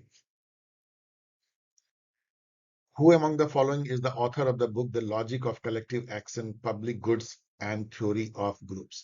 ये मैंने अभी कुछ मिनट पहले ही आपको बताया कि ये मैनकर ओल्सन जो एक तरह के मार्क्सिस्ट विचारधारा के थिंकर हैं, उन्होंने जो कॉमन गुड है उसकी ट्रेजेडी पे लिखा है, सेम वे जैसे जेरेट हार्डी ने लिखा है कि कलेक्टिव एक्शन में किसकी जिम्मेदारी होती है। मतलब जो मैं बहुत फेमस एग्जांपल देता हूं कि गांव के ठाकुर ने कहा कि आज रात में जो है सभी लोग एक एक लोटा दूध शेयर करेंगे, उससे सुबह में खीर बनेगी, त्योहार है, शरद पूर्णिमा है। और रात में सभी लोगों ने जो है केवल उसमें एक लोटा पानी डाला, ये सोचते हुए कि बाकी लोग तो दूध डालेंगे, एक लोटा पानी डालने से क्या होगा। कलेक्टिव एक्शन का यही ट्रेजेडी है, फ्री राइडर होती है, कुछ लोग जो है बिना काम किए हुए या बिना कंट्रीब्यूट किए हुए जो है फायदा उठाने की कोशिश करते हैं, and that is the problem of public goods. And यही उन्होंने इसमें कहा है, Mancur Olson, very very famous book. Charles Lindblom दिखते हैं जो इंक्रीमेंटलिज्म के लिए जाने जाते हैं पॉलिसी या डिसीजन मेकिंग में। यहाँ पे आर्थर बेंटली देखते हैं जो फर्स्ट टाइम जो है उन्होंने ग्रुप थ्योरी पे काम किया था। विच of the following is not a feature of pressure group? Pressure या इंटरेस्ट ग्रुप जो अपने मेंबर के इंटरेस्ट के लिए लॉबी करते हैं, एडवोकेसी करते हैं, प्रोपेगेंडा करते हैं, हर तरह के इलेक्शन नहीं लड़ते हैं। सो अनस्पेसिफिक सेल्फ इंटरेस्ट कभी नहीं होगा इनका, स्पेसिफिक सेल्फ इंटरेस्ट होता है, अनस्पेसिफिक नहीं, बहुत ही वेल डिफाइंड जो है सेल्फ इंटरेस्ट होता है। तो ये जो है गलत है, आप इसको टिक कर सकते हैं। वॉलंटरी मेंबरशिप वॉलंटरी होती है, यूनिवर्सल इन नेचर, मतलब हर जगह पाए जाते हैं, इनडेफिनिट टेन्योर, का कोई ऐसा नहीं होता है कि ये बनी है 2 साल के लिए 3 साल के लिए, जब तक इंटरेस्ट है जो कि परमानेंट है तब तक ये इंटरेस्ट ग्रुप रहेगा। आइए 46 नंबर क्वेश्चन देखते हैं, जो कि ये भी ऑब्सक्योर क्वेश्चन है। Now A series of question जो आपको ऑब्सक्योर मिलता है। जीन ब्लॉन्डल जो कंपैरेटिव पॉलिटिक्स पे काफी कुछ लिखते हैं, वो एसोसिएशनल प्रेशर ग्रुप के बारे में क्या कहते हैं। आपको पता होना चाहिए कि ये जो 4 टाइप के जो ग्रुप्स हैं, interest group, associational, non associational, institutional and anomic, ये जो है आलमंड ने दिया था, गैब्रियल आलमंड की ये कैटेगराइजेशन है। लेकिन जीन ब्लांडल ने उस पर काम किया, एसोसिएशनल प्रेशर ग्रुप के बारे में वो क्या कहते हैं पूछा जा रहा है। मेरे अनुसार से ये तीनों सही है। एम बेस्ड रिलेशनशिप ये तो होना ही है, वॉलंटियरिस्टिक रिलेशनशिप, इसमें कोई मैंडेटरी तो है नहीं, कोई भी एसोसिएशन में आप आ सकते हो, जा सकते हो, छोड़ सकते हो। और ये फॉर्मल ऑर्गेनाइजेशन है, नॉन एसोसिएशनल इनफॉर्मल होता है, जो तीन किनशिप और फैमिली बेस्ड होती है, लेकिन जो एसोसिएशनल है, जैसे एसोसिएशनल आप समझ लो डॉक्टर्स के एसोसिएशन है, इंजीनियर्स के एसोसिएशन है, उस टाइप की जो ट्रेडर्स एसोसिएशन है, वो लोग फॉर्मल ऑर्गेनाइजेशन है, तो तीनों मेरे हिसाब से सही होना चाहिए, लेकिन फिर भी आप इस पे और स्टडी कर सकते हो। National association for the advancement of coloured people is the interest group of which of the following country. ये मैं बिल्कुल गेस करके कर रहा हूं, मैंने इसको देखा नहीं है या रिसर्च नहीं किया है, लेकिन कलर्ड पीपल इस तरह की जो एसोसिएशन है वो जनरली यूएसए में, क्योंकि वहां पे रेसिज्म पे काफी आंदोलन हुए हैं, सिविल राइट्स मूवमेंट हुए हैं, और वहां पे ब्लैक एंड व्हाइट के काफी इश्यूज है, तो वहां पे ये हुए होंगे, ये मैं आशा करता हूं। फिर भी आप चेक कर लेना।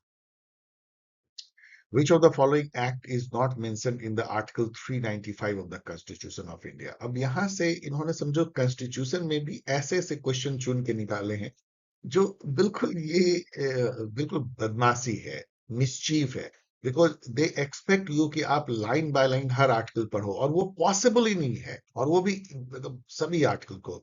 जैसे 395 यदि आप पढ़ोगे तो उसमें क्या है, वो रिपील्स है कि इस कॉन्स्टिट्यूशन के आने से Indian independence act 1947, government of India act 1935 दोनों एबॉलिश हो जाएगा, रिपील हो जाएगा, लेकिन together with all enactments amending or supplementing the later act but not including the abolition of privy council jurisdiction acts are hereby repealed। लेकिन ये जो है रिपील नहीं होता है, ये भी उसमें लिखा है प्रीवी काउंसिल जुरिडिक्शन एक्ट। तो यहाँ पे देखो कहता है कि किस एक्ट का उल्लेख नहीं है, तो आप देखोगे इसमें, यहाँ तो मैंने दे दिया है, तो अब आप देखोगे कि 1919 जो था गवर्नमेंट ऑफ इंडिया एक्ट, उसका कोई जिक्र यहाँ नहीं है, लेकिन ये क्वेश्चन कितना डिफिकल्ट हो सकता है आप अंदाज लगाओ। Who among the following appointed Benegal Narsingh Rao, लोग तो उनको बी एन राव समझते हैं, as the constitutional adviser to the constituent assembly. अब ये भी इतना डिफिकल्ट है, आप सोचोगे कि इनको, वी ऑल नो कि ये कॉन्स्टिट्यूशनल एडवाइजर थे बी एन राव, लेकिन इनको किसने अपॉइंट किया? क्या वो कॉन्स्टिट्यूंट असेंबली ने किया, या उसके चेयरपर्सन ने किया राजेंद्र प्रसाद ने, या चेयरमैन ड्राफ्टिंग कमीशन ने किया? ये तो आप गेस कर सकते हो नहीं, लेकिन एक्चुअल में गवर्नर जनरल, यहाँ गवर्नमेंट जनरल लिखा है, गवर्नर जनरल जो वायसराय भी होते थे, उन्होंने इसको अपॉइंट किया था, लॉर्ड वॉवेल थे उस टाइम में, और उस टाइम में समझिए कॉन्स्टिट्यूशन बनने की बात ही हो रही थी, लेकिन इनको अपॉइंट कर दिया गया था। As mentioned in Article 37 of the Constitution of India, directive principle of state policy क्या है? अब ये भी जो है अंदर घुस करके यदि आप पढ़ोगे, वैसे मैंने भी एक क्वेश्चन पूछा है अपने टेस्ट सीरीज में, तो उसमें लिखा हुआ है कि डीपीएसपी जो है वो जस्टिसेबल तो नहीं है, कोर्ट में नहीं जा सकते हो, but they are fundamental in the governance of the country, मतलब कि जो जो भी शासन करता है उसके लिए ये फंडामेंटल प्रिंसिपल है। चलो उतना अरबिक तो नहीं है। Which of the following word is not mention in article 51 ए जी? अब 51 ए जो है वो फंडामेंटल ड्यूटी है 11, उसमें जी नंबर ड्यूटी जो है वो रिलेटेड है कि हम अपने नेचुरल इन्वायरमेंट या नेचुरल रिसोर्सेज को प्रोटेक्ट करें, तो किसको प्रोटेक्ट करें? जंगल को, लेक्स को, मतलब forest, lake, river, wild life, to have compassion for living creature. लेकिन इसमें यदि आप देखोगे तो इसमें forest, lake, river and wild life है, तो फॉरेस्ट, रिवर, वाइल्ड लाइफ है, लेकिन एनिमल्स नहीं है, लेकिन क्या वाइल्ड लाइफ पे एनिमल्स नहीं आते हैं? एनिमल वर्ड नहीं है, ये आपको खोज नहीं कर रहे हैं, मतलब this type of quiz is simple absurd, और ऐसे एब्सर्ड क्वेश्चन है ये भरे हुए ये पेपर, कुछ क्वेश्चन। वैसे अभी तक जो मैंने एनालाइज किया, आपने देखा होगा कि 80% क्वेश्चन ठीक है, 20% क्वेश्चन बेकार। 54 नंबर क्वेश्चन भी वेग है। देखिए जो हमारी शेड्यूल 1 है उसमें हमारी टेरिटरी लिखी हुई है, जितने स्टेट और यूनियन टेरिटरी है, लेकिन यदि फर्स्ट शेड्यूल में कोई टेरिटरी स्पेसिफाइड नहीं है, लेकिन एक्चुअली वो हमारे टेरिटरी के अंदर घुसी हुई है, मतलब कंप्रेस्ड लिखा है, compressed with in the territory of India, तो उस तरह के टेरिटरी को क्या कहेंगे जो फर्स्ट शेड्यूल में स्पेसिफाइड नहीं है?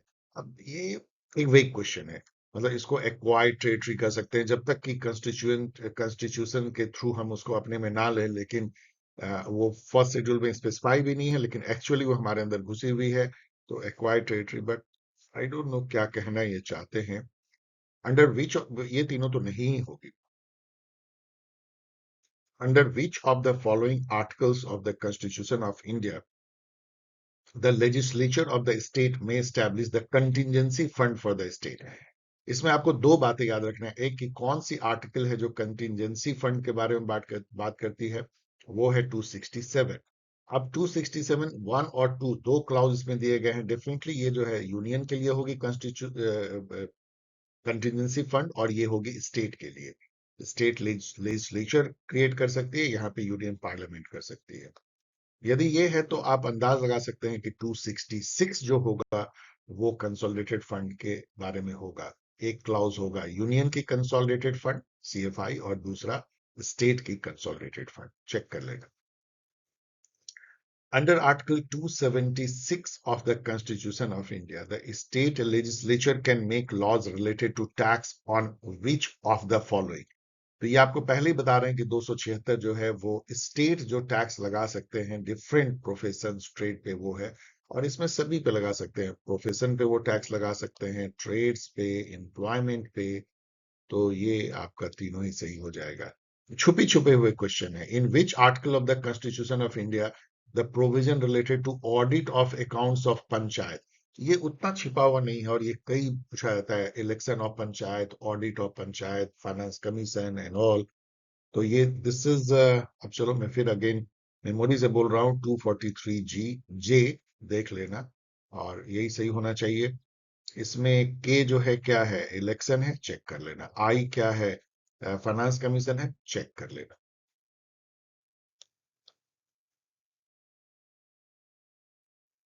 under the provision of constitution there shall be constituted in every state the district level a district planning committee। होता क्या है ये कॉन्स्टिट्यूशन के आर्टिकल 243Z(D) में जो है लिखा गया है, इसमें ये है कि डिस्ट्रिक्ट, एक जो डिस्ट्रिक्ट है ना, रेवेन्यू डिस्ट्रिक्ट, वो अलग तरीके से बनी हुई है। उसके अंदर में हो सकता है कई पंचायत फॉल करें, जिला परिषद हो, म्यूनिसिपैलिटी हो। तो सबको मिला करके ना डिस्ट्रिक्ट के लिए एक कंबाइंड जो है प्लानिंग होनी चाहिए। पंचायत और म्यूनिसिपैलिटी, रूरल अर्बन एरिया, मतलब कंबाइंड होकर के उसके लिए डिस्ट्रिक्ट प्लानिंग कमेटी की बात है। तो to consolidate the plan prepared by panchayat in the district, to prepare the draft development plan for the district as a whole.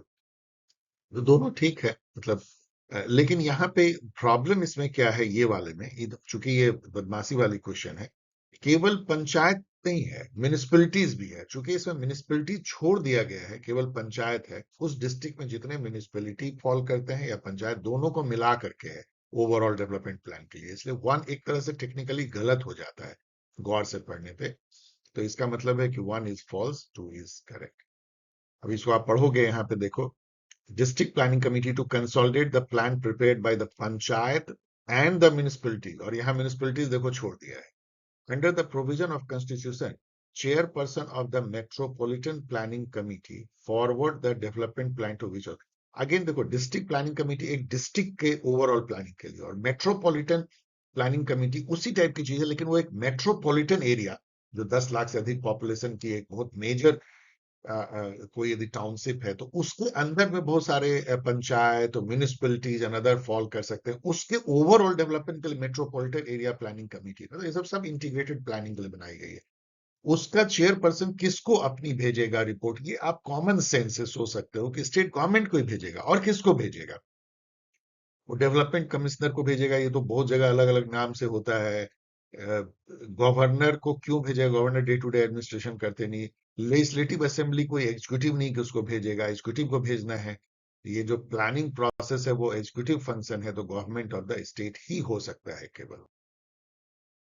60 number देखो, after the conclusion of the presidential address who among the following laid the authenticated copies of the address on the table of the Lok Sabha? पहले तो ये समझो, article 86 या 87 है जिसमें presidential address होती है। 87 मोस्ट प्रोबेबली, चेक कर लेना, मैं मेमोरी से बोल रहा हूँ। प्रेसिडेंशियल एड्रेस क्या होती है? हर साल के शुरुआत में, और हर जब लोकसभा नई गठित होती है तो पहली बार प्रेसिडेंट जो है दोनों हाउस को संबोधित करते हैं एक स्पेशल सेशन में, और वो बेसिकली गवर्नमेंट के द्वारा तैयार किया गया भाषण होता है, उसको पढ़ देते हैं वो। गवर्नमेंट अपनी पूरी साल भर का लेखा जोखा कि वो क्या करना चाहती है, वो सदस्यों को, संसद सदस्यों को बताना चाहती है, और उस पर फिर बहस भी होती है, जिससे पब्लिक पूरी अवेयर है कि एक तरह समझो कि सरकार पब्लिक को बता रही है कि हम साल भर में क्या करना चाहते हैं, हमने क्या किया है, और उस पर बहस पब्लिक देखती है और ज्ञान प्राप्त करती है कि हमारी सरकार जो चुनी हुई है वो कर क्या रही है।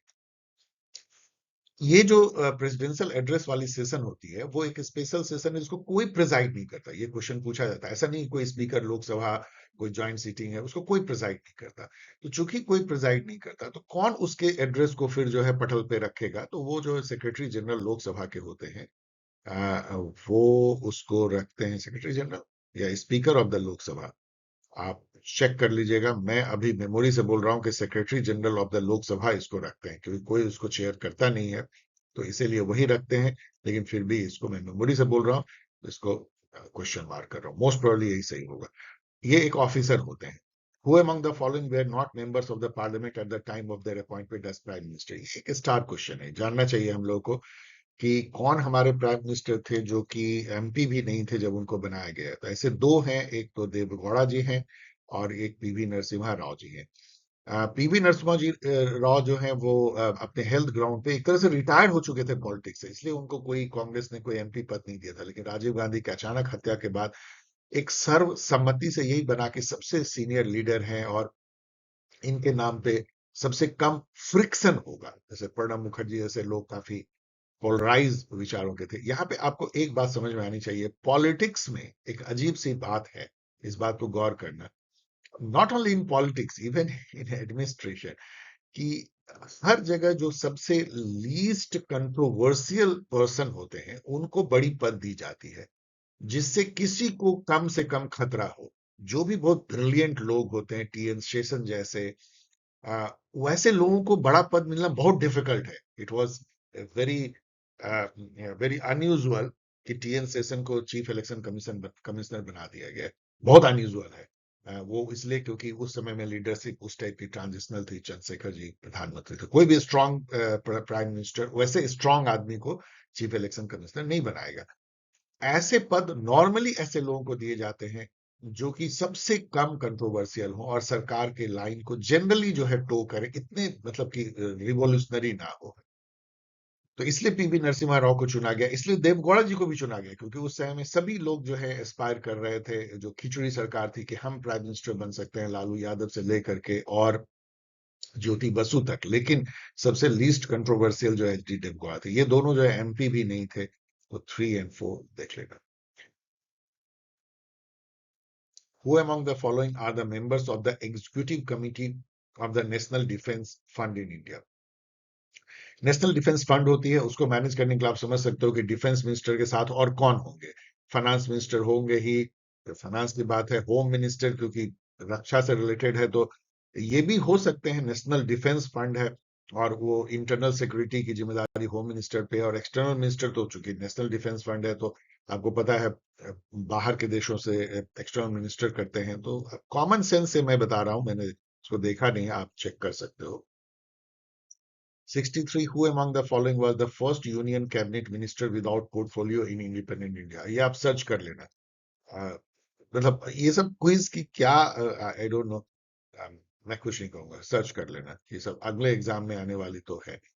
Who among the following fixed the date for the choosing of the deputy speaker of Lok Sabha? ये क्वेश्चन अच्छा है। देखिए, और आपको ऐसे ये मिलेगा भी नहीं कॉन्स्टिट्यूशन में, क्योंकि कॉन्स्टिट्यूशन में कि जैसे ही जो है लोकसभा कंस्टिट्यूट होती है और उसकी पहली बैठक होती है, as soon as possible house खुद ही जो है एक स्पीकर और एक डिप्टी स्पीकर चुन लेगा। अब उसकी डेट कौन फिक्स करेगा? जैसे स्पीकर चुन लिया गया, एक बार स्पीकर चुन लिया गया तो फिर वही जो है डेट तय करेगा कि उसका डेप्यूटी का चुनाव कब होगा। ये जो है रूल ऑफ द बिजनेस में लिखा गया है, जो जनरली हम लोग पढ़ते नहीं है, लेकिन कॉन्स्टिट्यूशन में नहीं है। सो स्पीकर ऑफ द लोकसभा। अच्छा question. 65, from which of the following year the Election Commission of India to counter criminalization of politics make mandatory for each, चलो मैं हिंदी में बोल देता हूं कि अभी जो हम लोगों को एक सुविधा होती है वोटर को कि हम हर जो कैंडिडेट खड़े होते हैं इलेक्शन में उनका हम क्रिमिनल एंटीसीडेंट और संपत्ति का लेखा जोखा देख पाते हैं। क्यों? क्योंकि ये इलेक्शन कमीशन ने ऐसी जो है मार्च 2003 में ऐसी ऑर्डर जारी की कि कोई भी कैंडिडेट चुनाव में खड़ा होता है तो उसको एक एफिडेविट दे करके, मतलब एक सत्यापन दे करके, ये उसको बताना पड़ेगा कि उस पर कितने कितने केस चल रहे हैं, क्रिमिनल एंटीसिडेंट, और कौन कौन कौन से उसके पास संपत्ति है। इसके अलावा उसके पास क्या क्वालिफिकेशन है, ये भी, इसमें भी बहुत विवाद होता है। लोग इसमें इतना फाल्टर करते हैं, कभी बीए लिख देंगे, कभी मैट्रिक लिख देंगे, क्योंकि कई नेताओं का जो है एजुकेशनल क्वालिफिकेशन बड़ी डाउटफुल होती है। वो खुद ही गलती कर जाते हैं, भूल जाते हैं कि पिछले चुनाव में क्या लिखा था। तो इससे एक हम लोगों को एक समझ में भी आता है कि हमारे होने वाले जो रिप्रेजेंटेटिव हैं कैसे हैं। लेकिन आप ये मत समझना कि इलेक्शन कमीशन कोई संत है और उन्होंने बड़ी ही जनता की भलाई के लिए ऐसा कोई ऑर्डर जारी कर दिया था। इस पर एक लंबी कानूनी लड़ाई लड़नी पड़ी थी सिविल सोसाइटी को। सिविल सोसाइटी में एक संस्था है, People's Union for Civil Liberties, और ADR, Association for Democratic blah blah करके है, एडीआर, जो कि अभी जिन्होंने कि इलेक्शन बॉन्ड के लिए भी लड़ाई लड़ी है, उसको निरस्त कराया। इन दोनों ने जो है ढेर सारे केस लड़े, और जब सुप्रीम कोर्ट ने इस पे पूरा जजमेंट दे दिया कि इसको करना ही होगा, तब बड़ी अनिच्छा से जो है वो इलेक्शन कमीशन ने इसको लागू किया था। इस बात को याद रखना कि ऐसे नहीं होता है कि इलेक्शन कमीशन जो है इतनी प्रोग्रेसिव हमारे यहाँ अनफॉर्चुनेटली नहीं है, एक्सेप्ट टीएन सेशन के जमाने को यदि हम छोड़ दें तो। सो 2003 में जो है ये लैंडमार्क फैसला लिया गया इलेक्शन कमीशन के द्वारा सुप्रीम कोर्ट के ऑर्डर पे, और तब से हम लोग जान पाते हैं, और ये थोड़ी बहुत तो हमें अवेयर करता ही है, और कैंडिडेट को भी फील कराता है कि आप पढ़े लिखे हो कि नहीं, आप पे क्रिमिनल केसेस हैं कि नहीं। According to 128 of the constitution, और ये क्वेश्चन मैंने भी पूछा है, इसलिए मैं मानता हूं कि इस टाइप के क्वेश्चन मैं पूछता हूं, लेकिन मैं बहुत ही बेमन से पूछता हूं। Same question, Article 128 of the Constitution of India, attendance of retired judges at the sitting of the Supreme Court needs that. देखो, 128 में लिखा गया है कि रिटायर्ड जजेस सुप्रीम कोर्ट के बेंच पे बैठ सकते हैं, लेकिन with the prior consent of president, मतलब प्रीवियस कॉन्सेंट। कॉन्सेंट का मतलब होता है सहमति, आपको पूर्व सहमति लेनी पड़ेगी प्रेसिडेंट की। ये कॉन्स्टिट्यूशन में लिखा गया। अब ये सब छोटी छोटी बातें हैं जो मैंने इन जैसे सेटर को देख के अपने स्टूडेंट को पूछने लगे, but I don't feel happy about asking such questions. Who among the following has not been the Chief Justice of India? ये आप चेक कर लेना, इसमें से कौन नहीं रहे हैं। कुछ तो आ, दिखते हैं, जेसी साहब बिल्कुल रहे हैं, बाकी चेक कर लेना। ये सब किसी और जगह पूछने वाले हैं नहीं आपको। द प्रेसिडेंट ऑफ इंडिया, क्या हम 54 जो चीफ जस्टिस हुए हैं सबका नेम याद रखे? I don't think. The president of India transfer a जज from an high court to, ये क्वेश्चन बहुत अच्छा है। ये कहता है कि जब एक हाई कोर्ट के जज का ट्रांसफर एक स्टेट के हाई कोर्ट से दूसरे स्टेट में प्रेसिडेंट करते हैं तो किससे सलाह लेते हैं? एक्चुअल में इसमें यह है, कॉन्स्टिट्यूशन में यह है कि चीफ जस्टिस ऑफ इंडिया से वो सलाह लेंगे, लेकिन एक्चुअल में चीफ जस्टिस सलाह देते नहीं है। एक कॉलेजियम है, as per the collegium system, जिसमें चीफ जस्टिस और 4 सीनियर जजेज हैं, वो मिल करके सलाह देते हैं प्रेसिडेंट को। प्रेसिडेंट मतलब गवर्नमेंट को, कॉलेजियम सिस्टम, ट्रांसफर के लिए भी और अपॉइंटमेंट के लिए। The Supreme Court of India has delivered its judgment Golaknath and others versus Punjab state on which of the following date? इसको मैं कहता हूं इपिटॉम एग्जाम्पल ऑफ बकवास क्वेश्चन। सॉरी कि मैं बकवास वर्ड यूज कर रहा हूं, लेकिन इसको और किसी नाम से नहीं कहा जा सकता। Absurd question, madness. Why should we know कि ये फरवरी के 27 को हुआ या 28 को हुआ? Can you believe this? ये सभी जबकि 1967 मैं भी आप लोग के साथ याद रखता हूं, लेकिन मैं कभी नहीं याद करूंगा कि 27, 28 या 1 मार्च 2 मार्च को हुआ है। Forget it. 70. Consider the following statement given by Supreme Court of India about judgment delivered in SR Bombay versus Union of India 1994। Landmark case था जिसमें आर्टिकल 357 को जुडिशियल रिव्यू के दायरे में लाया गया, जिसके तहत जो है स्टेट में इमरजेंसी लगाती थी सेंट्रल गवर्नमेंट या parliament. The power conferred by Article 356 upon the President is constitutional power. It is not an absolute power. बिल्कुल उन्होंने कहा कि ये कोई राजा नहीं हो आप, वो एब्सोल्यूट पावर आपको नहीं कि जब चाहोगे तब आप स्टेट के सरकार को भंग कर दोगे, इस नाम पे कि गवर्नर ने एक रिपोर्ट दिया है कि वहां कॉन्स्टिट्यूशनल मैशनरी फेल कर गई है। गवर्नर तो आपके ही होते हैं, वो कभी भी आपको रिपोर्ट देंगे। इसका मतलब सेंट्रल गवर्नमेंट के मर्सी पे जो है स्टेट गवर्नमेंट चलती? No. the proclamation under Article 356(1) is immune from judicial review. No, उन्होंने कहा not immune. आपका जो है judicial review करेंगे, और उसके बाद से ही डियर स्टूडेंट ध्यान रखो कि आर्टिकल 356 का यूजी घट गया। अब बहुत मुश्किल है, क्योंकि हर 356 कोर्ट में पहुंच जाता है, और कई बार कोर्ट ने पलट दिया है, एक एक साल बाद पलटा है। बहुत ही विचित्र सिचुएशन हुई है नॉर्थ ईस्ट में, शायद अरुणाचल प्रदेश में किया था, जहां के चीफ मिनिस्टर ने आत्महत्या कर लिया था। अब वो उसका रीजन इससे भी जुड़ा हो सकता है, मतलब एक साल के बाद वहां फैसला आया कि नहीं, वो एक साल पहले जो सरकार को भंग किया था वो गलत था, और इस बीच में जो सारे सरकार है वो इलीगल जैसे हैं। बहुत अजीब अजीब सिचुएशन हुई है, उत्तराखंड में भी हुई है। तो जुडिशियल रिव्यू के दायरे में लाया गया है इसको। इस पर आप और रिसर्च कर सकते हो कि कौन कौन से केसेस इंटरेस्टिंग उसके बाद हुए, जो मैं एग्जांपल दे रहा हूं मेमोरी से, उसको आप पढ़ भी सकते हो for your own research. So only one is correct. 71 देखो, ऑन हिज रिटायरमेंट द जज ऑफ हाई कोर्ट में बी अपॉइंटेड एज। जो हाई कोर्ट के जज हैं उनको एक ही बंदिश है कि वो उसी हाई कोर्ट में जहां वो जज थे वहां पे वो प्लीड नहीं कर सकते, मतलब वहां कोई एडवोकेट का काम नहीं कर सकते, लेकिन आ, वो जो है सुप्रीम कोर्ट में कर सकते हैं, अदर हाई कोर्ट में भी शायद कर सकते हैं, चेक कर लेना। लेकिन वो ये सब बन सकते हैं, वाइस चांसलर बन सकते हैं, एम्बेसडर बन सकते हैं, गवर्नर बन सकते हैं, हेड ऑफ द कमिटी या ट्रिब्यूनल सेटअप बाय गवर्नमेंट बन सकते हैं। और यही सब चूंकि बन सकते हैं और ये गवर्नमेंट बना सकती है, इसके चलते ही कई लोग क्वेश्चन करते हैं कि जजेज भी जो है रैशनल चॉइस थ्योरी के अनुसार तो एक स्वार्थी व्यक्ति होता है। तो वो इसको यदि गवर्नमेंट एक कैरेट दिखाए कि देखो तो रिटायरमेंट के बाद ये सब बना सकते हैं, तो फिर वो गवर्नमेंट की तरफ वाले फैसले तो नहीं लेने लगेगी। जनता के मन में ये सवाल आती है। 72 विच of the following governor of, अब जितने क्वेश्चन राजस्थान के मैं इसको छोड़ रहा हूं, ये राजस्थान के क्वेश्चन है, मैं ओमिट कर रहा हूं। यहां भी गवर्नर ऑफ राजस्थान है, मैं ओमिट कर रहा हूं, आप लोग चेक कर लेना।